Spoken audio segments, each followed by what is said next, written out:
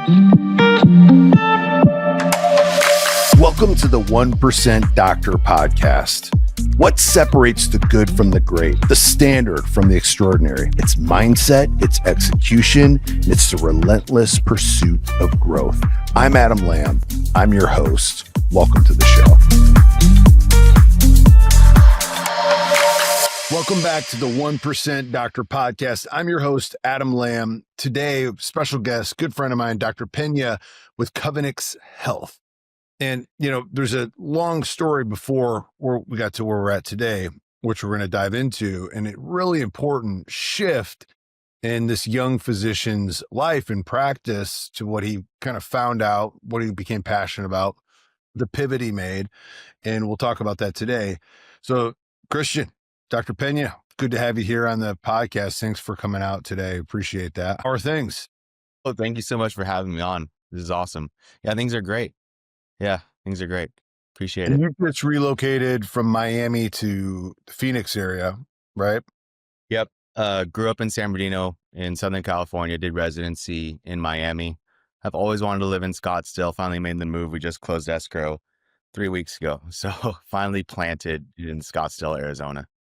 So let's talk a little bit about the past. So, you're a physician today. We'll talk about your practice. It's super awesome business model that you have, concierge medicine for men primarily, right? That want to get in top performance. And I think those executives, CEOs, folks like that this is right up their alley. And anybody really that wants to put their health first is going to really enjoy this conversation. But also I think for the aspect of people that hear a journey of, because how old are you? You're a young doc. 32. Yeah. So you're young and I love what you've done in the pivot. And I think way more physicians are going to do what you're doing, what you've done as they just see kind of, you get out of medical school. If you start reading anything outside of what you learn in medical school, all of a sudden you're like, wait a minute, what about this? What about that? What about this? Right. And so we'll get to that in a little bit. So you grew up in San Bernardino. Talk about a little bit of childhood. Why'd you want to be a doctor? What led you down that path? And just a little bit about your kind of background. Sure. So my background, my mom and my grandfather are both chiropractors. But growing up, I felt my mom have a lot of frustration being a chiropractor and the whole calling herself doctor, even though she was very knowledgeable. I love chiropractors and what they do. They're just always an installation of my thought process to help people. And I did play college baseball as well. And I'll try to be short, but the only reason I became a physician is truly by the grace of God. And I have receipts for that. I'm not the very smartest growing up. High school was very tough for me. I remember telling my high school guidance counselor, hey, I think I want to be a physician. And she was like, you should probably think about something else, looking at my grades. But no, so played college baseball, tried to juggle pre-med science. You do the labs, they're 4 hours long. And then I'm waking up early in the morning going to practice or weightlifting. It was very tough for me. I'm a very person that has to go all in on something. So I was kind of, third, fourth year in college, looking at a very lackluster GPA. And we're talking heavy biomedical science classes for prereqs that you need A's in to go to an American school. And I kind of had to make a choice, whether you're going to continue playing baseball, and God kind of woke me up. I remember we're talking C's and C pluses in the prereqs that you need A's for. And so I actually quit baseball my 5th year in college, which was very tough because I felt like I let a lot of my colleagues down, my teammates down, because that was supposed to be my 5th year. It was supposed to be a starter. But I was like, if you're going to honor your teammates, the thing you go is all in on what God's putting in you. So I made the shift then, quit baseball. And from then on, got nothing short of an A- in all these heavy classes. Studied 6 weeks for my MCAT. I actually did pretty well in it. I only applied to one school and one school only, and that was in the Caribbean, American University of the Caribbean. Got in, and next thing you know, I was on a flight to St. Martin. So that was kind of the start of it. So how'd you like living in the Caribbean? You lived there for schools.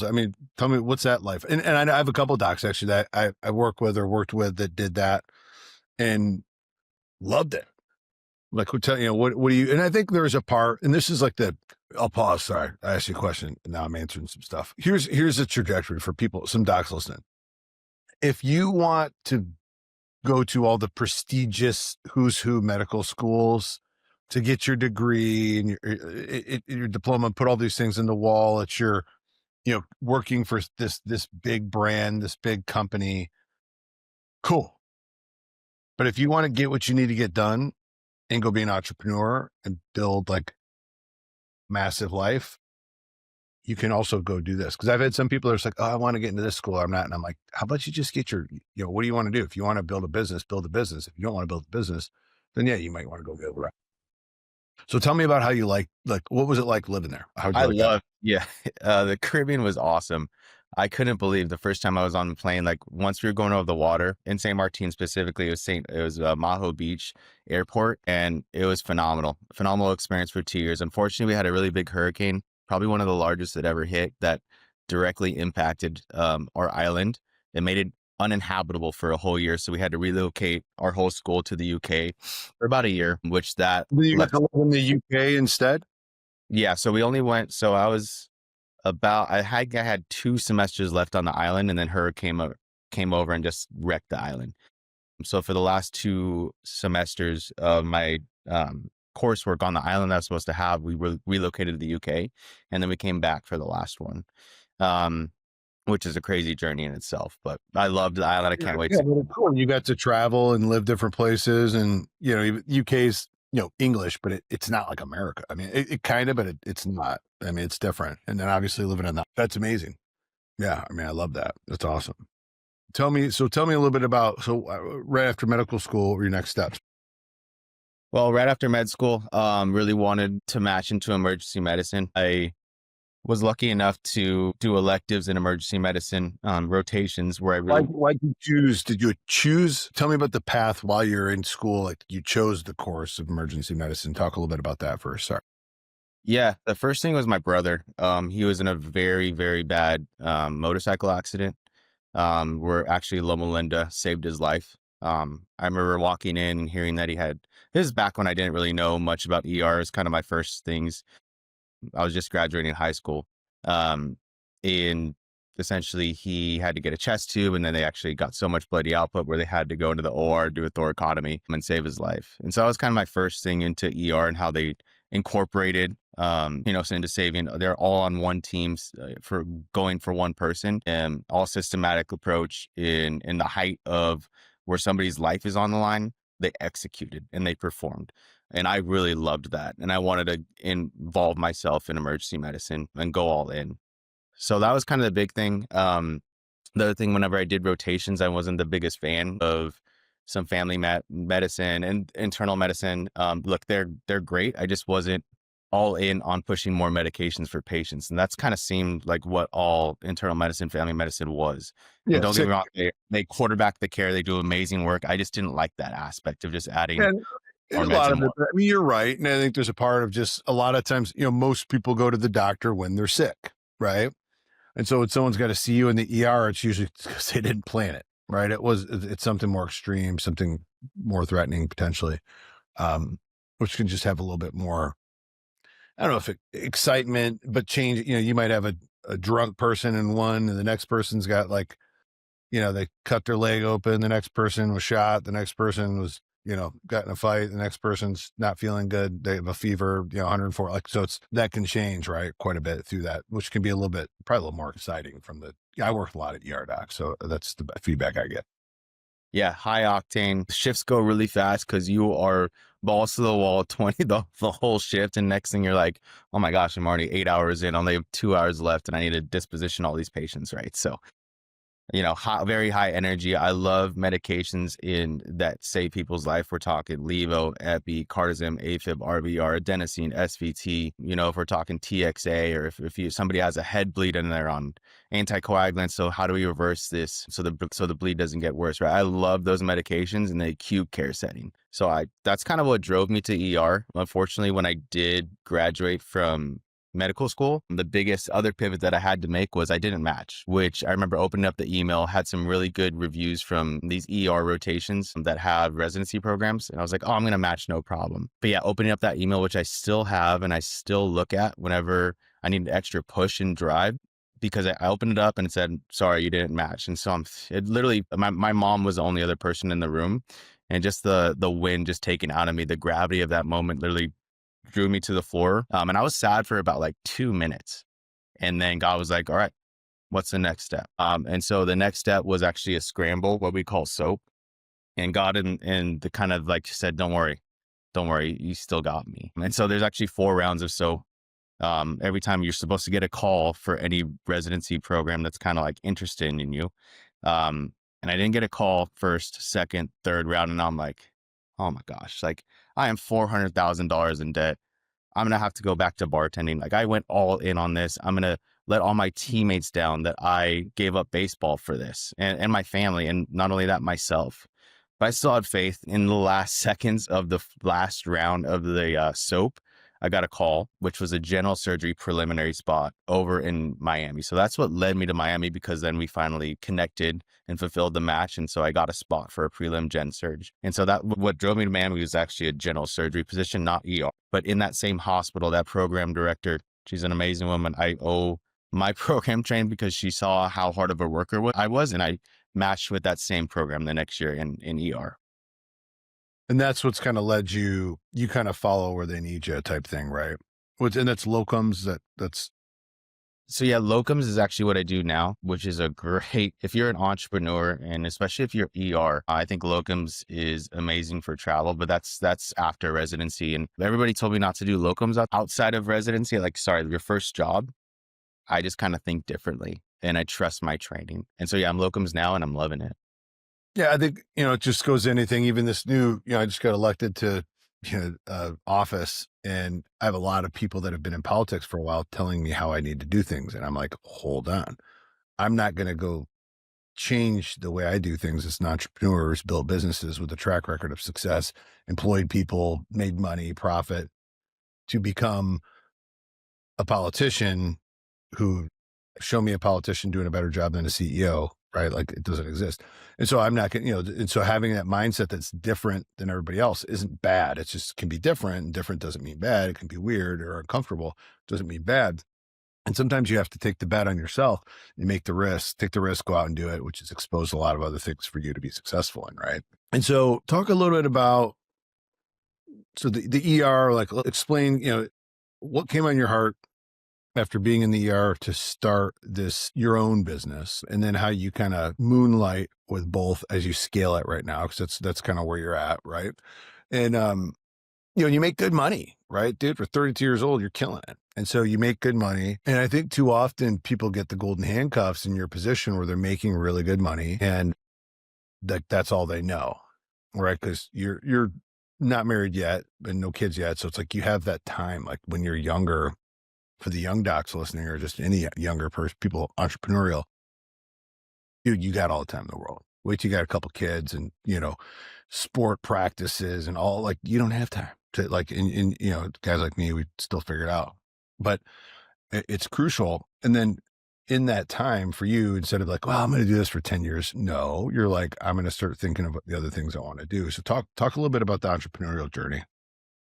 It really started from seeing a need throughout my train. I just noticed that patients were coming in younger and they're coming in sicker, especially men over the age of 30, 35.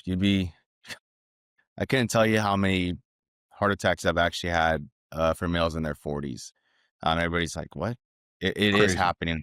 Yeah, heart attacks, strokes, they're happening at a younger, at least from anecdotally from what I'm seeing. Of course, I'm just one person. I've seen a lot of patients, but it was actually my own journey as well. I did 2 things during my residency to really increase my performance. And number 1 was anti-Frisella 75 hard. That really opened up my eyes around me. Of course, everybody thinks of it as kind of a physical program, but it's really more of a mental program where you change the pattern of your thinking through discipline and owning your own person and becoming your highest version of yourself. So becoming the highest version of myself through the 75 days, I started seeing everything and picking things up in the ER and seeing an absolute need for males because patients are coming in on the same medications and they're still coming in for the same complaints. That I think if we can make them feel like an athlete again, a lot of these things will change. Because when you were basically, if you were younger, if you ever played sports, like the healthiest you ever were probably was when you're an athlete. So I could just get them thinking and get more analytics on their baseline blood work and making them feel like an athlete. I think their health is going to improve tremendously. And so the next thing was I got my own labs. which was absolutely eye-opening. Of course, this is the height of my stress during residency, but my testosterone was at a 272 total. My prolactin was super elevated. My cortisol was through the roof. And I was like, what is going on? And so I kind of dug deeper into that. And as I shut down my prolactin a little bit through stress and through a dopamine medication as well, made sure I didn't have a prolactinoma first and foremost, but my testosterone started to come up. Wasn't great. Talk about what's prolactin normal. Talk about what that is, so people, non-doctors might have an idea of what that is. Yeah, prolactin, very good in females. For males, it shuts down. So just like when you breastfeed, it shuts down your hypothalamus from the top. So if your prolactin's super high, that sends a signal to GnRH to shut it down. So if your GnRH is down, your FSH or LH, and then your testosterone essentially is going down as well. So once I kind of lowered my prolactin, it unlocked. Once you inhibit an inhibitor, you're going to activate it.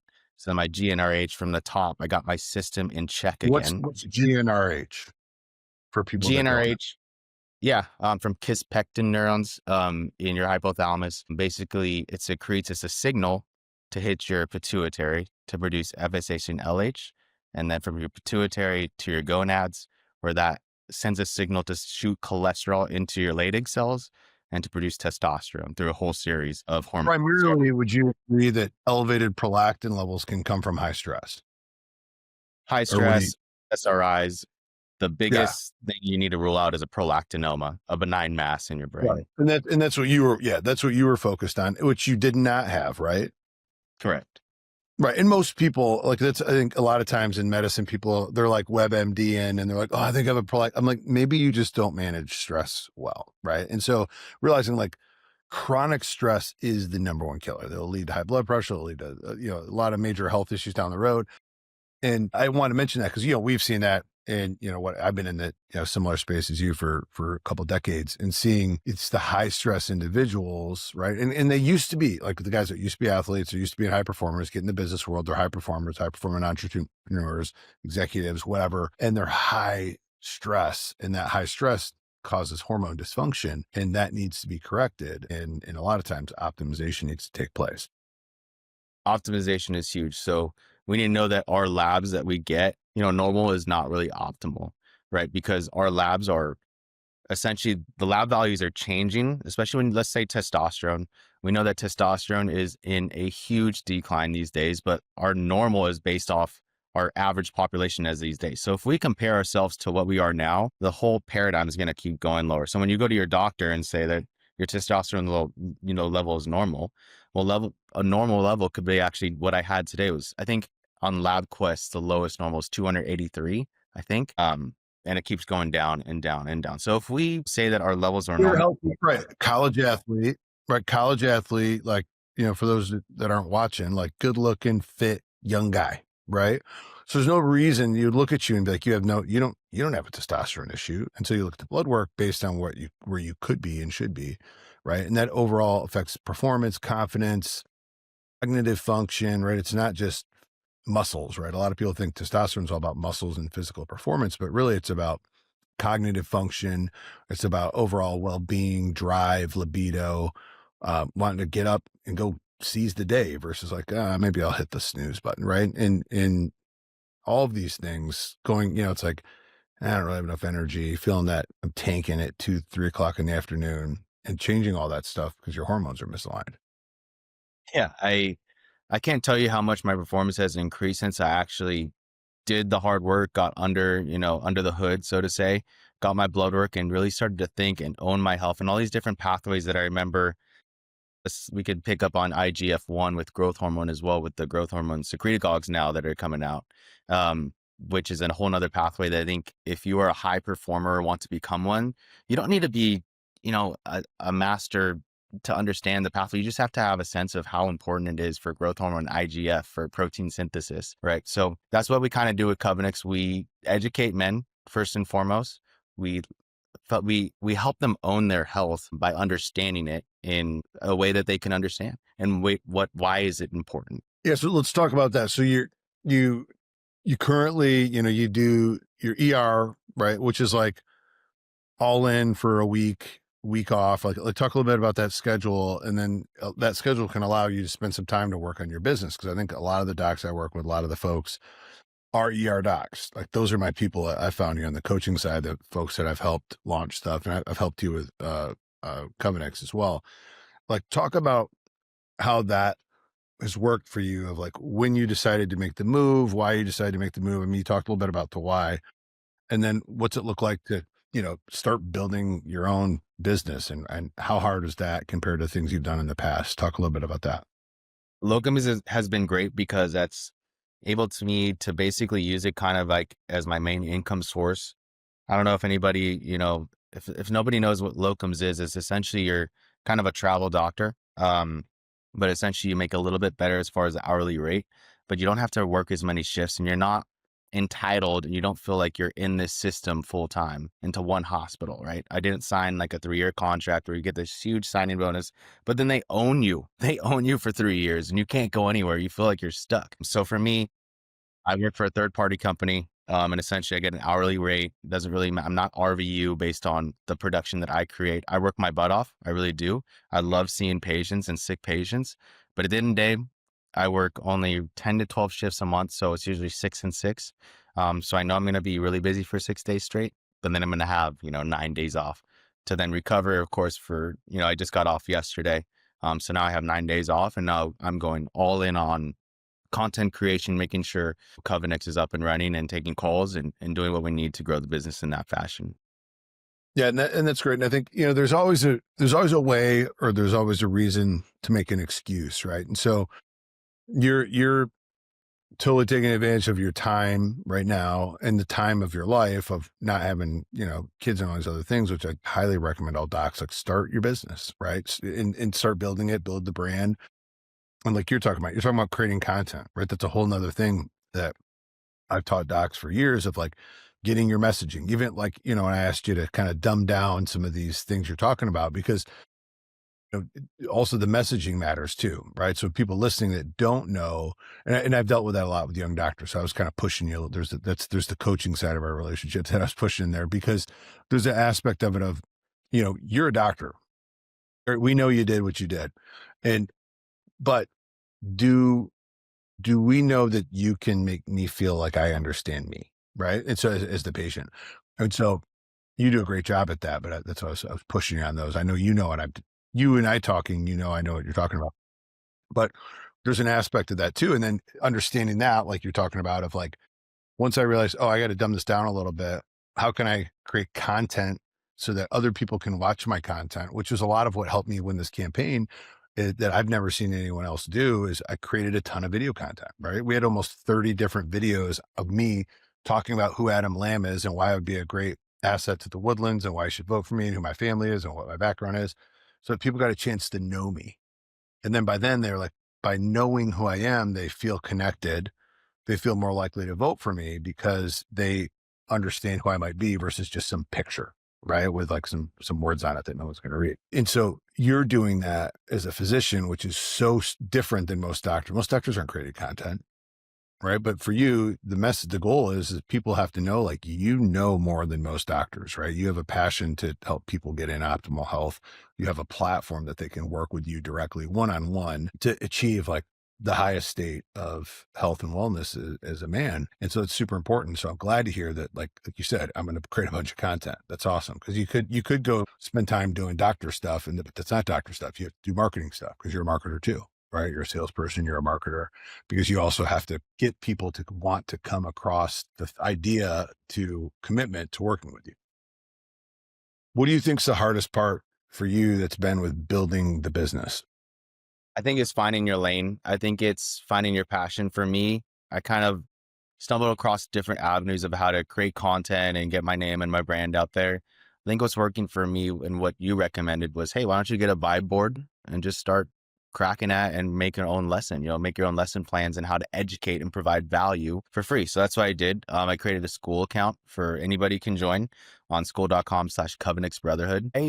It's funny. I hated these pathways back in the day because it was actually when I was in the UK, it was always dark and gloomy, always raining, and these biochemical pathways just went over my head. But through my training, I realized how important these pathways are, right? The pathway I just laid out with GnRH, FSH, LH, and related cells to testosterone, same thing with growth hormone, IGF from the liver, what that does in different target tissues, whether it's your fat cells, your muscle, your brain, right? So it's super important. So that's what I do on school.com right now. That's my main form of content that I just shoot, and it's completely free. So I think it's just finding your pathway and your passion, and having a paradigm shift.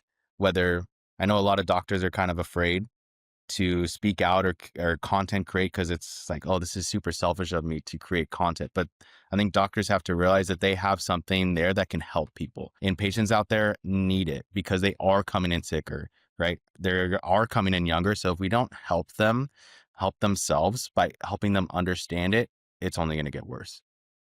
And yes, and the other part too is practice, right? So like you're practicing these videos, you'll look back 3 years from now at these original school videos and you'll be like, what a geek. Because it's just part of the goal though. But then here's the deal. You get into a room with physicians, put 100 physicians in the room, and you'll smoke them on your ability to message and connect with potential patients and people. And so similarly, like I said, going through this, I'm not a politician. I've never run for office before, but I was able to smoke the competition in creating connection and like the ability for people to like hear me, feel me, trust me, because I have the reps of communicating my message. Right. And so even at like, you're in that launch phase of you're doing this. So it's like you get a handful of people watching, but it's like there'll come a day when there's thousands of people, right?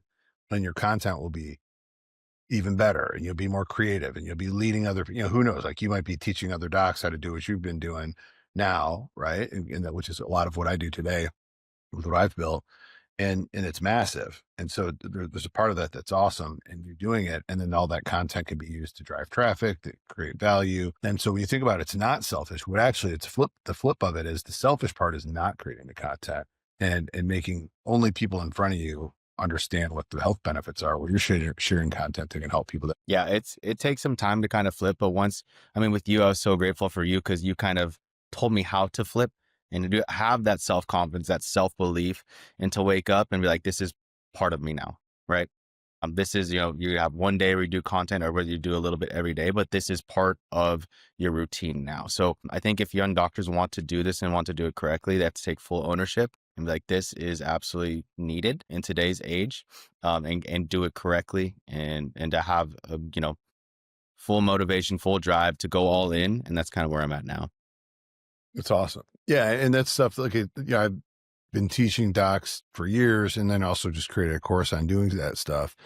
And so tell me a little bit, like, who's your ideal client? So people that might be listening to this or someone that they're thinking of, describe who your ideal client is. Like if somebody's out there and let's say it's a guy between this age, and these are some of the issues they're questioning or dealing with, that want to work with a guy. Cause here's the part is you look the part, right? We've talked about that. Like you're younger, right? So it's your early 30s, but that's a lot. When I first started the hormone space, it was like 40 and up.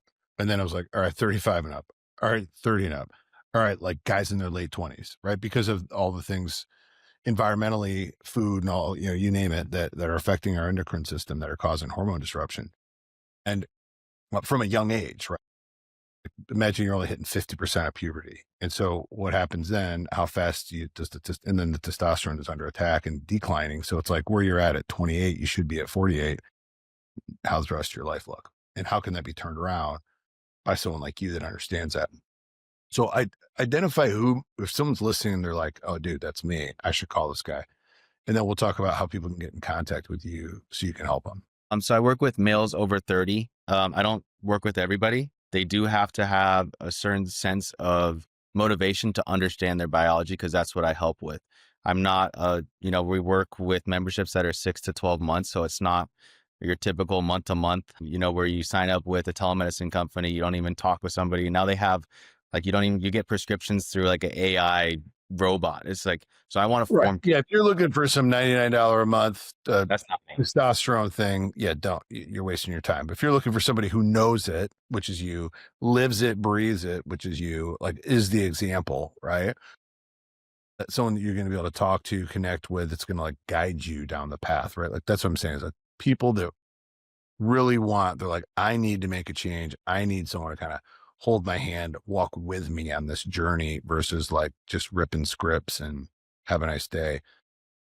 Those are your people. So it's over 30 people are serious about their health, that are committed to like, I don't want a quick fix. Like, I'm not trying to get, if you're trying to like get ripped by Christmas, probably not the best fit person. But if you're like, dude, I want to change the trajectory of my health for my family, for my future, for the rest of my life, like those are the kind of guys, right? My ideal, kind of what God gave me, was basically you have a male over 30, feeling like there's something missing, want to become a high performer or are a high performer. I work for them, with them hand in hand, where we form a connection. And essentially their wives are going back and be like, hey, you're a different person now, right? You become a better husband, father, brother, son, entrepreneur, and you are forming your highest version of your own self. There are things in the implements that we do in our program here at Covenant. So that's kind of the ideal person that I would love to work with. That's great. And so if someone's interested to working with you, what's the best way for them to contact you? So I am on Instagram, Pena_MD. Feel free to become a member on School. So that's school.com/Covenix Brotherhood. And then Covenix.health is our website. If you want to book a free screening call, 15 minutes, you're free, and we will get on the call. It's just going to be me. It's going to be nobody else, because it's just me, myself, and I in Covenix. So Covenix.health as well. And you can feel free. Can you spell that for them? Yeah. COVENIX.health. Yeah. And that's another key thing too, is like, you don't like, you work with these guys one-on-one, right? Just like I work with a lot of times the docs are like, I work with you. And I'm like, yeah, like we work together, you get me. And it's not, an admin or a AI bot or something to do that, which is important. Right. And so with that, proximity is going to, there's a price, but that price is how serious you are, right? It's like, how serious are you about your health? Because when you don't have your health, and that's why I think, and you see this too, how guys' lives can turn around massively just from who they become when their health shifts. You know what I mean? Yeah. The shift is big, whether from the physician side or the client side. Getting hand in hand, feel like it's something different, because we're in 2025. When it comes to AI, there's going to be a shift in medicine too, where it's going to have less connection, at least I think. So what I want to create is a bigger connection, a more real connection, right? This isn't like your doctor. I'm one of your like essentially your family, right? That's guiding you through this process of just you fulfilling your best self hormonally, metabolically, and just being optimized and becoming the best person. And I think too, like what you offer that most, like a primary care or something, like just, they're not getting in the weeds and stuff, right? You're helping guys with like their sleep habits, their food habits, their hormone optimization opportunities, how to do real lifestyle changes that are going to help change the trajectory. And not only that, but like people forget, like when you change your health, it changes your family's health. You know what I mean? Like my kids are athletic because I am, right? My parents were not. And my parents were not, right? So like when you talk about chain breakers and like changing a generation how they do, my wife and I are both healthy people, right? We go to the gym, we eat pretty clean, we're at least conscious of what we eat. We get our blood work done, we can do all those things. And guess what? Our kids will do the same thing. And then my kids' kids will do the same thing. And so embracing that kind of culture in the home. And so it's like there's a selfish aspect of like you not getting your health in order as like a early 30s, mid 30s man could sacrifice your wife's health, your kids' health, and everything, not just your own, because you're not leading by example. And so it's something I believe strongly in, and I know you do too. And so it's something that for guys to consider, like, when is the right time? The right time is right now. If you're thinking, man, I haven't checked this stuff out, well, then now you need to check it out. Like, take action right now, right? And just change the trajectory of your health and your family, your future, your production, everything that's possible. So that's awesome. We'll have all that stuff too in the show notes. So everyone listening, you'll see that. You'll be able to connect with Dr. Pena on that. And thanks. I want to thank you for being on the show, Christian. I think you're an awesome guy. I love you. You're a great man of God. You're a good friend. You're a good student. Like, you get stuff done. You're a grinder, and you really, really have a heart for people. And so I think anyone that would want to work with you would be totally blessed to be working. Thanks, Adam. I really appreciate it, man. You're awesome. Thanks, brother. All right. This is the 1% Doctor Podcast. I'm your host, Adam Lamb. Please subscribe, like, and share this episode with your friends, especially if there's somebody you think should work with Dr. Christian in Covenix Health to get their health in the best place possible. Until next time, have a blessed day. Thanks so much for tuning in to this episode of The 1% Doctor. Please be sure to subscribe to the show where you're able to consume more podcasts, get more value, and learn more about doctors potentially just like you. Please tell a friend, review the show, and we'll see you in the next episode.